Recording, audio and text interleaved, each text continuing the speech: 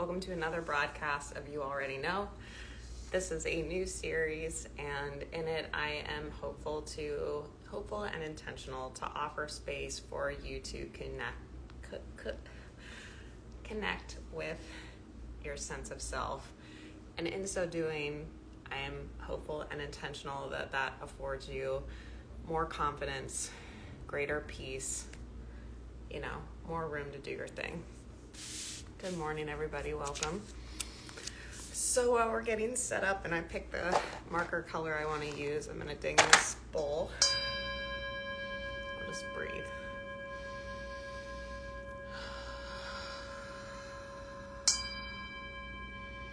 I said this in the text of the prior episode on YouTube. Oh, actually, I have to bring over the text to Instagram. But it is, I'm also intentional that these broadcasts provide a level of energetic healing. So just like you might see a Reiki practitioner or ask for another form of prayer, I'm intentional bring that to these as well, which means you might interact with the video at an intellectual level, kind of like hearing what I'm saying and applying it, but you can also just kind of like, dare I say, bask in it. All right, our topic for today is peace, and what came to me to illustrate that is a tool to operationalize surrender. So our heads operate with language most of the time, and language works by saying what something is. When you say what something is, it implies it's not something else. And the ways that we use language often go unthought about. You kind of like learn how to do it and you do it, not necessarily really recognizing, appreciating, even celebrating the power that practice has. So what that means is, let's say that I call myself a human. That differentiates me from other things. I'm sort of saying I this, am not that. And yet, at a fundamental level, all things are one. And that is saying that the field of consciousness, all of humanity, all of life, the universe is one body. Shaylee is a cell of that body, distinct and individual, but not separate.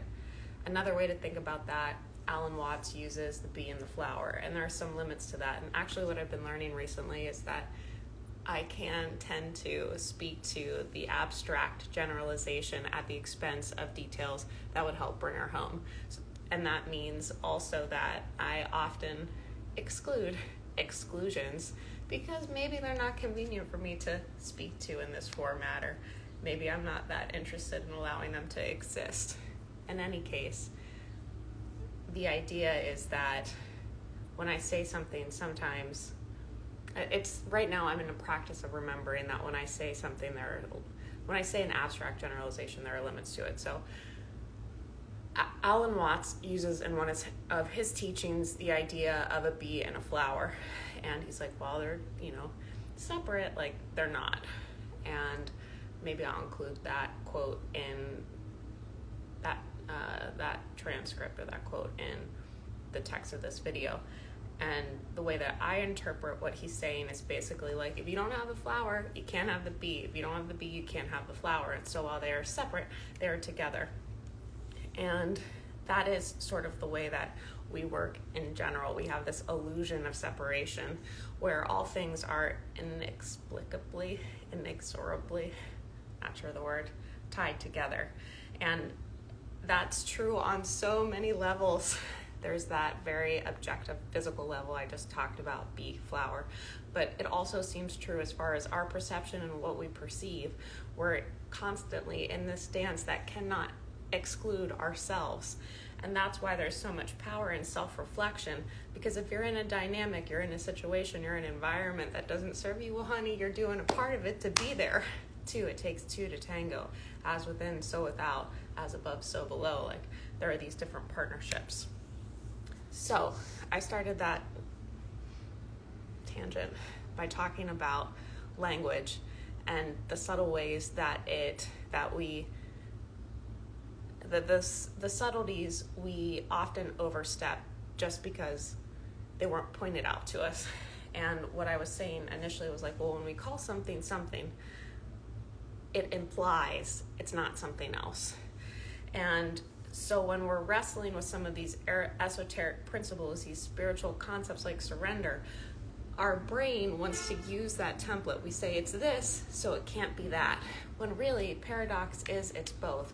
I, Shaylee, am an individual operating in a field of consciousness from which I'm not separate. And so while I am separate, I am not separate.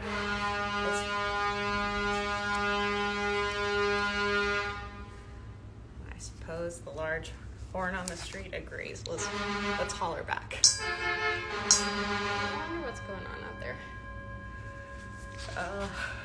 New Orleans. Okay.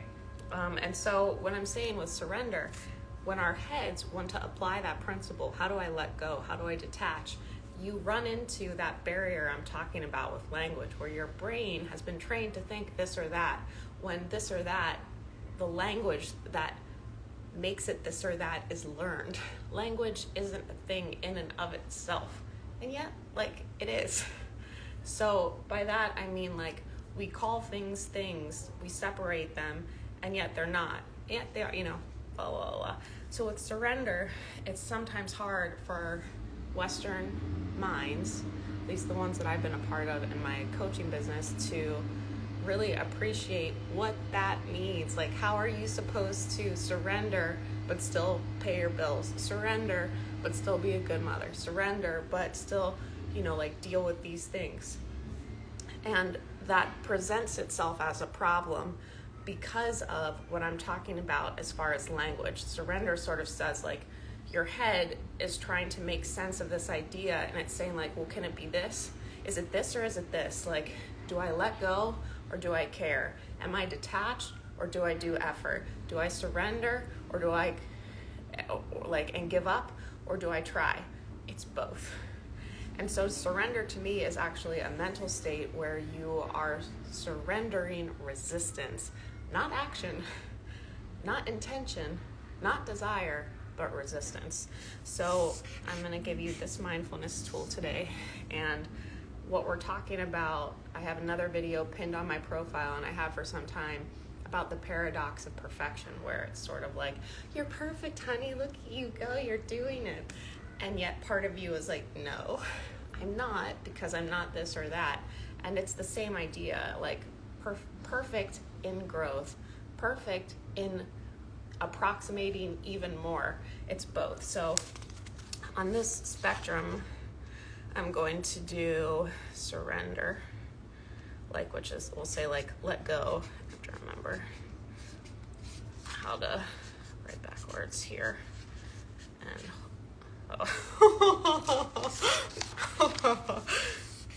I'm not going to tell you what I wrote, but it's not what I meant. Okay. Let go. Hold on.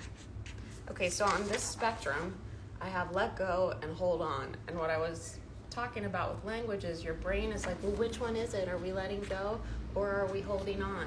Because remember, as soon as we use language, we say it's this or that. It's separate. When you transcend the mind, you bring them together. It is no longer this or that. You're not, and it never is really or truly, but our thinking requires it to be so, because if you're using language, you have to say something, you call it out, which means it's separate. So surrender is this, letting go and holding on at the same time. And this is essentially the middle way, or yin and yang. This is kind of like, nothing is like good or bad. It's always kind of like this point of balance in the center, allowing yourself to make the relative choice. as it pertains to surrender, the way that I'm teaching it right now, and so this application has, you can take this a bunch of different directions. And when I'm talking about holding on and letting go with surrender, I'm talking about at a mental level. And so holding on to me is having an idea of, let's say, like with my work, I am surrendered in it, in that I show up and I do it, and I am intentional for it to build. It's kind of like cultivating a garden. I go to the garden, I take care of it, I do the things, and I recognize that on some level I can't control the weather. I can't control what fruit's there. What I can control is my action. And so that's the holding on part and the vision, what I'd like to create there. Letting go is recognizing like it might not happen, and in that I could pivot or take it to another, reinvest my effort or energy somewhere else. When you are invested in a particular physical thing, so taking the garden example and saying like it's destroyed, what is not destroyed is the practice mentally and physically you use to develop it, and you can carry that forward if you allow yourself to let go of what no longer exists. I think that I have a friend who is exploring grief in a really unique way, and I think that part of it is accepting, more consciously the finality of some things, and all things change, all people die. There are ways that we are resistant to that show up in behavior and show up in thought, but not in a very forward way. You're not thinking like, oh, I won't take on this relationship because you'll die. The thinking that obscures it is like, I won't take on this relationship because they're this way, or I'm that way, or our subconscious motivators are super interesting. And one way to start to evidence those to yourself is just to ask, just allow yourself to invite dialogue, kind of like with your higher self or the world around you, that helps you move through what might be a true barrier to growth or change.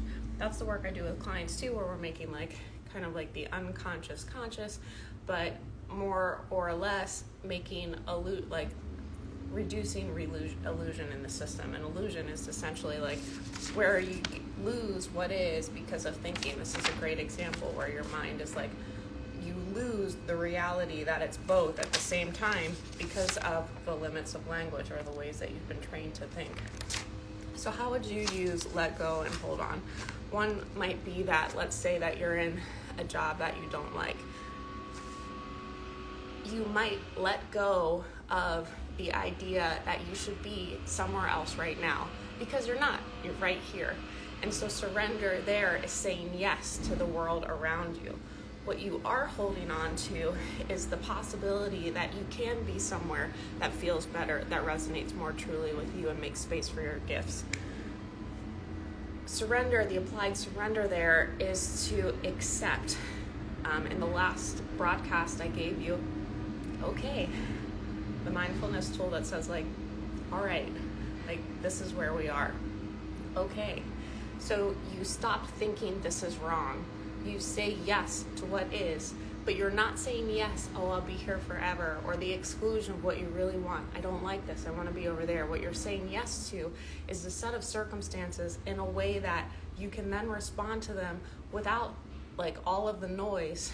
And often in that place, and the energetics of it, I'm still hesitant to speak to those things because I can't do it well. And often, that's probably, and I guess I'm not wholly confident in their availability be intentionally applied.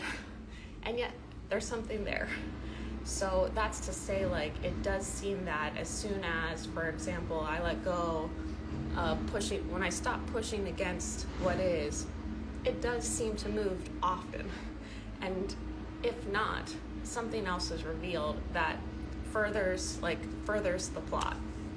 So then again, we've got those two things, it has to change this way or let's see, what would be the two things there? It would be, I need to be out of here. I'll never be out of here. And then like, I guess the middle way there is like, I'm there, but it's different. That's not the best example, but maybe there's something in there for you to take. And it's really just, again, like this balancing act of letting things be what they are. All of my content, all the work that I do, and sometimes in varying degrees of clarity, application, like I explain it in varying degrees, clarification, is what is useful, because there's so much we can contemplate, there's so much we can consider. That's like cool, but is it making the quality of your life better? So all of what all of what I intend to offer is, what can you do to improve the quality of your life? Well, why does that matter? Because you're here, and if the quality, you feel better, what you bring forth is better, what you allow is better, how you respond to other people is better. Okay, let's see. Wrap up. Yeah, this is a ding. The wrap up here, so I started by talking about language, and I was saying, when you call something something, you imply that it's not something else. That's useful, and at the same time, it's limiting. And it's limiting when you use it, when you're attempting to apply some of these spiritual concepts for peace. What I wanted to talk about today was peace. When we're using surrender, for example, your mind, which wants to use this or that, may have a hard time operationalizing it because it thinks like, either I care or I don't care. I let go or I hold on. And what I was saying is, actually, it's both. And what you are, surrendering essentially is mental resistance.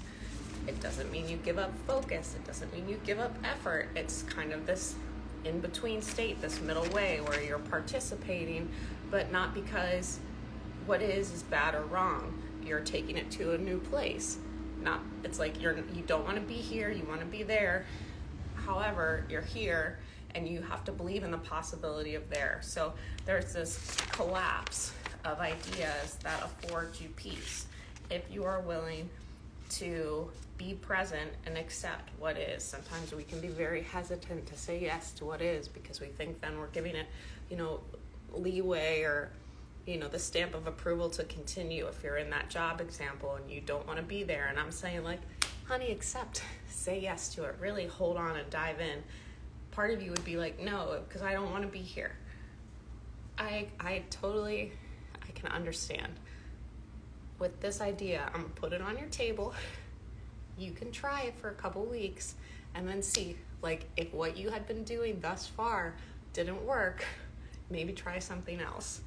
And in the silence where you're not pushing against what is, often things move. Maybe you get new insight. Maybe there actually is a new opportunity. But in any case, you're not creating this internal environment that's miserable. Because, consider this, when you want to be in a different set of circumstances, what's behind that? Well, most often it's because you think it'll be better than where you are. Why do you care if it's better than where you are? You think you'll feel better. You make yourself feel even worse because you want to feel better. Isn't that silly? And yet, so what I'm sort of saying with this is like, you acknowledge how you currently feel. You acknowledge what you want to build, and you let where you are be the next best step to where you're trying to go. And in that alignment, experiment and see what happens. Okay, so this broadcast, if you're watching on Instagram, will also be on YouTube. If you're watching on YouTube, it's also on Instagram. I work with clients one-to-one to apply the rhythms and something else of consciousness. I forget what I wrote the one time, but I liked it. And basically that means that we use quote-unquote right thinking and like the dispelling of illusion to make more space for acceptance of yourself and what is, and in that generate more peace, more good feelings, more confidence, more clarity, which allows for you to more successfully act on what is towards what will be. I also do a lot of mental organization for clients where we kind of like pull out what's in there and sort it out so you can see it and act on it in greater alignment. I also do energy work. And I also sell art for incredible New Orleans and beyond artists. And if you're interested in having a mural, a commission, or some other piece of work, let me know. Thank you for coming out. A pleasure.